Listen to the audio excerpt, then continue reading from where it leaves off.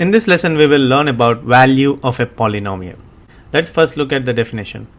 If p of x is a polynomial in x, right, which means consider a polynomial with a single variable x, and k is a real number, then the value obtained by replacing x with k in p of x is called the value of the polynomial p of x at x equal to k and is represented as p of k.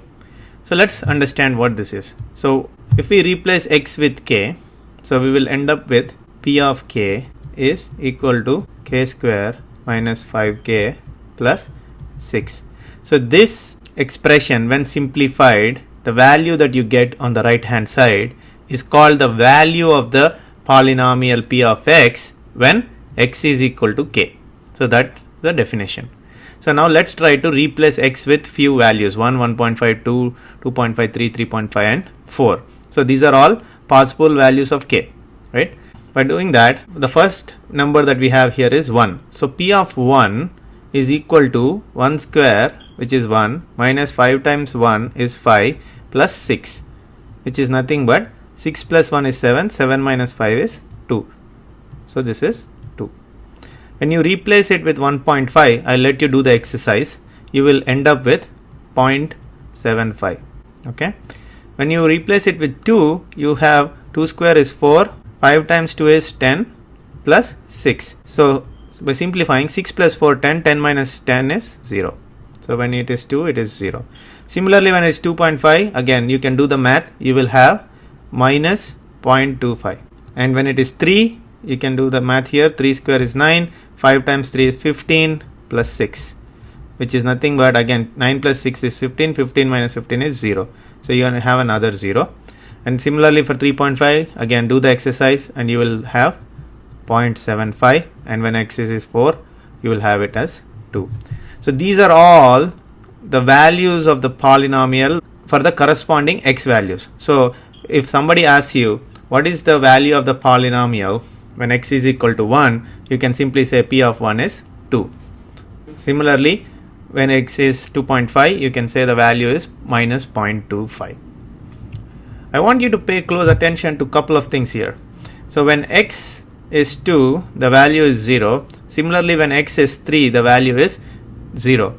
So these are called the zeros of the polynomial, or sometimes referred as roots of the expression. Here in this case, it is a quadratic expression because we have a polynomial with degree 2. So the zeros of the polynomial p of x in this case are 2 and 3.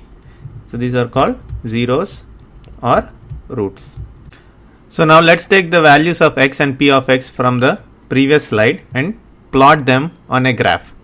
Okay, so here you have a graph with x and y axis and we have numbered them, right? So each line is 0.5 units. So for every 2 lines you will have a whole number. So this is 1. So this would be 0.5. This will be 1.5. This will be 2.5. And this is 3.5 and 4. I mean, even though we don't have the square, let's assume that 4 is over here. Okay. Similarly, the same thing applies for all the other axes. So when x is 1, the value is 2. So right, when x is 1, the value is 2. So let's put a dot here.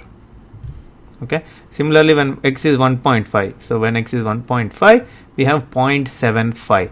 So 0.75 would be somewhere in the midpoint of the second square, because this is 0.5 and this is 1. So the midpoint will be 0.75. So let's put a dot here and let's call that 0.75. So when x is 2, we know that it is 0, right? So that is 0. And similarly, when x is 2.5, it is minus 0.25. So minus 0.25 would be in the midpoint of the first square, because this is 0, this is 0.5, minus 0.5. So the midpoint would be minus 0.25. So let's put it here. And when x is 3, it is 0.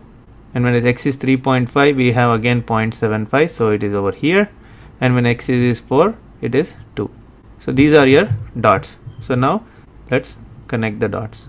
So when you connect the dots, you will end up with a curve like this. So this is a parabola. So this is called a parabola. So A graph of a quadratic expression is always a parabola. Now let's work on a problem. We have been given a problem statement where we are asked if 2n minus 2 are the roots of this quadratic expression x square minus x minus 6. So if you recall from the definition of a root or a 0 is when x is substituted with a value k, and if p of k is equal to 0, then k is called the root of that particular polynomial or the 0 of that polynomial, right? So if p of k is 0, then k is the 0 of p of x. So that is when x is substituted with k, and if the resulting value is 0, then k is called the 0 of p of x or root of p of x. So here all we have to do is find out p of 2 and p of minus 2. So let's call this expression p of x equal to x square minus x minus 6. So and then find out what is p of 2. So by substituting x with 2, so 2 square is 4, 4 minus 2 minus 6. So over here you have 4 minus 2 is 2, 2 minus 6 is minus 4. So p of 2 is not equal to 0. So 2 is not the 0 or the root of this quadratic expression. So let's find out the another one, p of minus 2. When you substitute x with minus 2 whole square is 4, minus of minus 2 and minus 6.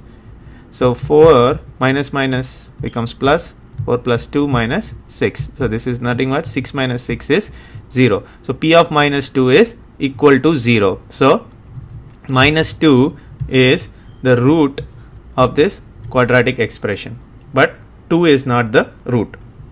So in this way, if you are asked to verify if certain numbers are roots of an expression, all you have to do is substitute that expression with those values and find out if the resulting value is 0 or not.